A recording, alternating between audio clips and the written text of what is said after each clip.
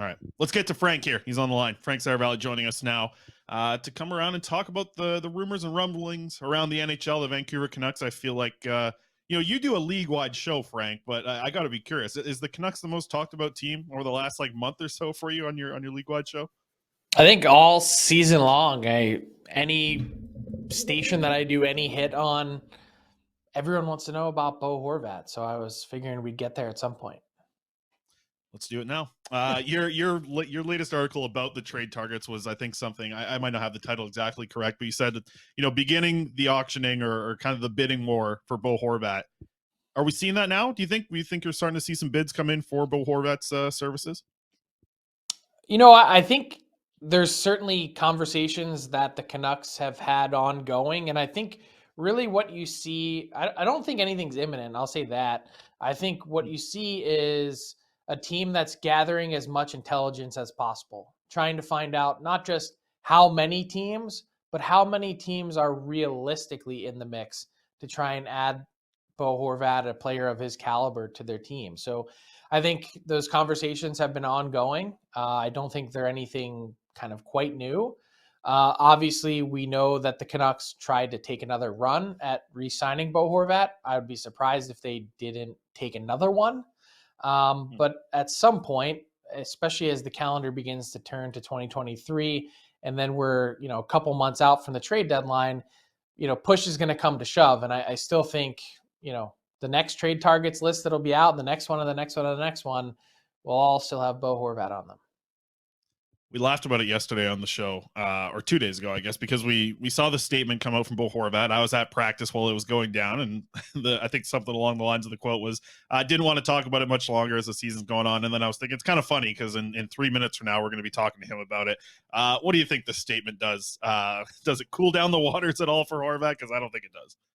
No, I don't think it does anything. I think, maybe if they do anything different, they make the statement just to their own media, sort of quietly, like, we're done taking questions on this, or set the table, maybe answer one last round of questions if you're Bo Horvat to, finally get this next story off your plate. And then, then we're kind of done. I think if anything, what you've done is, I'm watching TNT last night in the US. The Canucks and Flames are on national TV in the US. And it's a topic of conversation during the second period. Hey, look at this statement. And they flash the statement up on the screen. And all of a sudden, a national broadcast in the US that would almost never talk about a contract extension or anything like that is now talking about it again. And so whatever you hope to accomplish has sort of now been thrown out the window. And I guess that's what happens. Frank, you kind of alluded to it earlier, but you don't really buy that this was the Canucks' best offer, and now they're looking at trading him, and they're not even going to circle back. Like, you don't buy that line of reasoning? Well, I never think anything with the Canucks is, dead and done. I just go back to JT Miller. I thought how far apart those two sides were, that there was no chance he was coming back. I was surprised that he wasn't traded in the summer. And maybe the true answer to that is the Canucks went through the process and didn't get what they felt like they needed for him, and then thought the best course of action beyond that was just to get something done so that you didn't go through this season then wondering. When I look at the situation with Horvat, I think it also all depends on teams and how they negotiate. I've reported this many, many times over the last few months, how low their first offer was. And then after such a hot start to the season, come up a significant amount. I never got any sense that this was best and final, and it was never framed to me as such. It was just the Canucks had re-engaged, and the Horvat camp was in a spot where whatever was presented to them didn't move the needle for them in a significant way, and it was dismissed out of hand. And now we're in a spot where, do the Canucks take one more swing or not? They don't have to. I would just be surprised, based on the way that we know they do business, if they didn't. The terms of that contract that got denied, or declined rather, they haven't been leaked or anything like that, but just from the sense you get, do you get the sense in terms of total dollars that it was close or over or under what JT Miller got with the 56 million? I believe it was under. Hmm. But I don't. Does that surprise It you? was probably pretty close, though. I'd have to break out a calculator.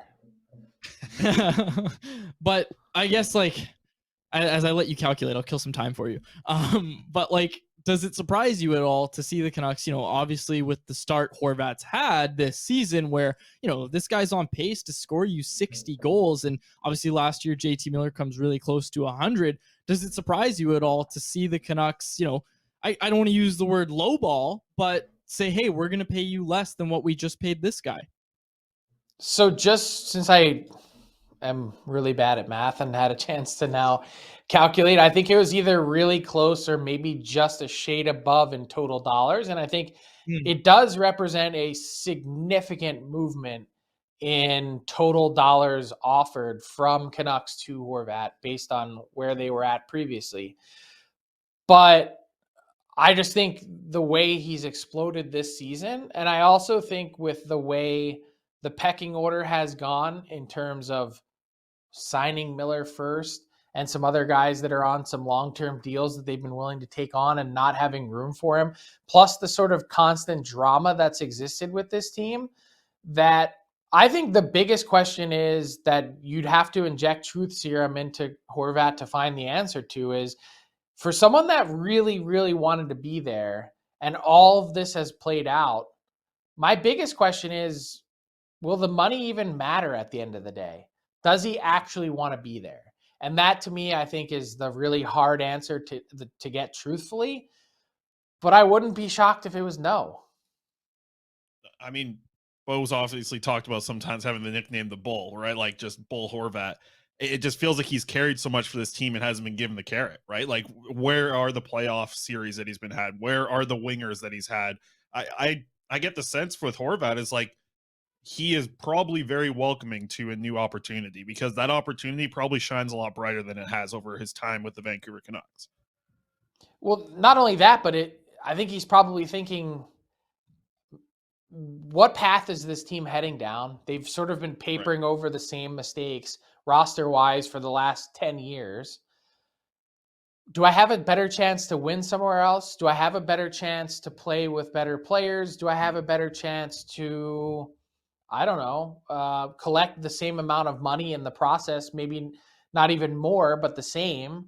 And do I have to deal with the constant headache that seems to revolve around the Vancouver Canucks? Like it is near, you guys are chronicling it in real time. It's near daily drama with this team. And it's off the ice, it's on the ice, it doesn't go away. And I just wonder how much that wears on someone saying, what do I need the headache for? Like, I could just go do this somewhere else, and it's not even about the money. I can make the same somewhere else. It's literally like quads every day when he's like, hey, I have to go grocery shopping for 45 minutes. Let me know when something happens. Like, text me if something happens. Like, it's literally a daily thing that we're dealing with here. But hey, it's 1:30. We haven't had anything come up just yet. Frank, I wanted to ask about, listen, you deal with whenever you're doing these hits, or whether it be radio here on the show, everything, you're talking about trades, rumors, all this stuff often. I'm curious if you have any thoughts from some meetings over the past week around the NHL.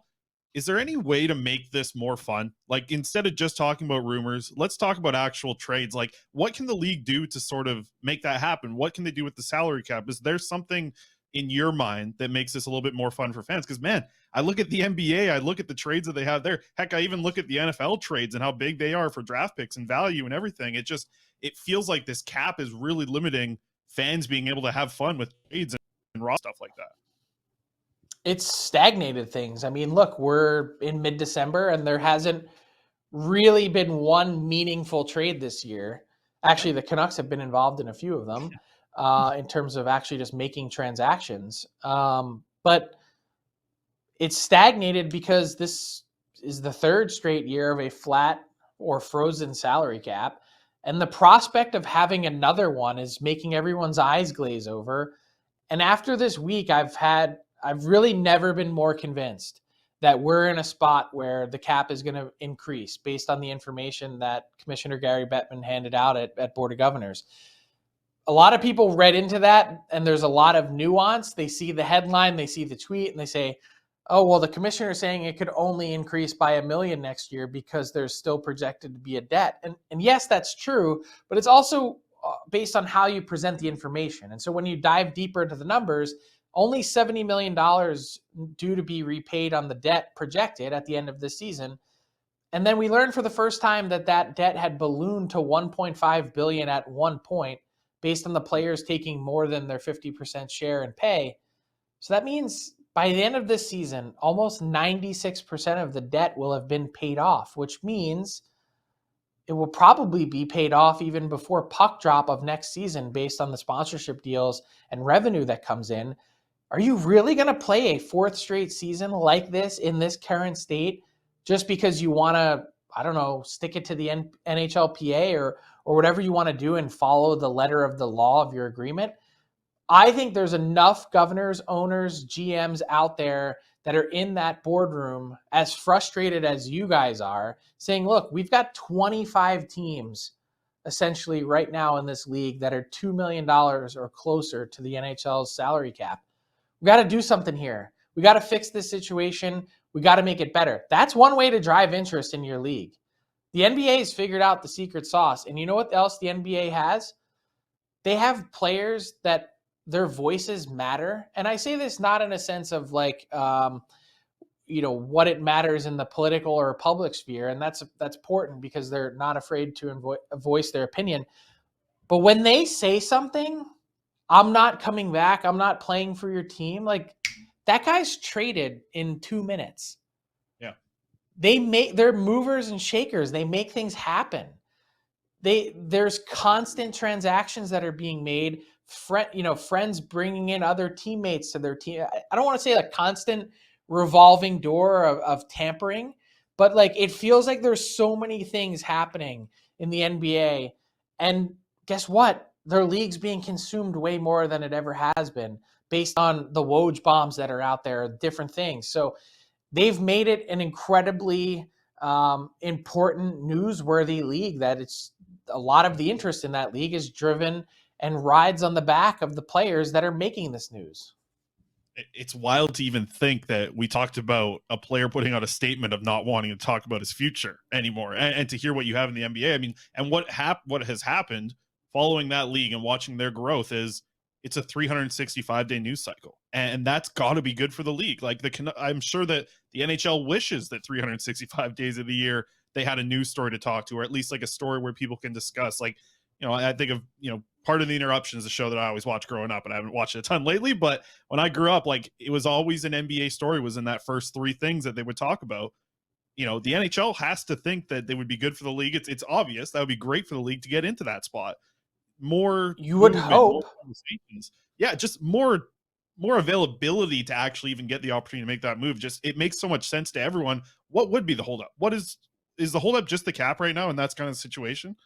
It's not just the cap. It's like the nuance that goes with it. Like, I don't think they're ready to just put out there for public consumption and to tell everyone, hey, we're open to making a deal when they don't know who the next executive director of the NHLPA is going to be. True. That won't be determined probably until May, if we're lucky at this rate. Sometime maybe by the end of the regular season, if you get aggressive, if you're the search committee for the players. Like, they've got a lot of work to do on that front. And the NHL doesn't know who they're getting in bed with. So they're not ready to just say, hey, yeah, we're going to make a deal for the cap. Like, that's not how the NHL does business. They don't telegraph what they're going to do before they do it all the time.